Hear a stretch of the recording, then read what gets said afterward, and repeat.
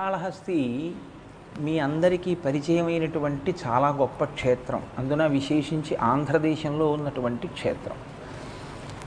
ఆ క్షేత్రానికి ఉన్నటువంటి పేరే కేవలము భక్తి కలిగినటువంటి 3 ప్రాణులకు ఈశ్వరుడు మోక్షం ఇచ్చినటువంటి కారణం చేత ఆ క్షేత్రం ఏర్పడింది. శ్రీ కాళము హస్తి, శ్రీకాళహస్తి.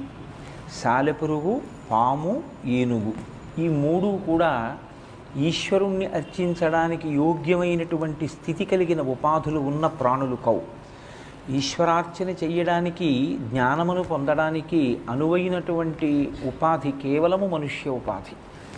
కానీ అటువంటి అవకాశం లేనటువంటి ఉపాధుల యందు ఉన్న విశేషమైనటువంటి భక్తి తత్పరతతో బతికాయి కాబట్టి, ఈశ్వరుడి కోసం మరణించాయి కాబట్టి, ఈశ్వర సేవ గురించి మరణించాయి కనుక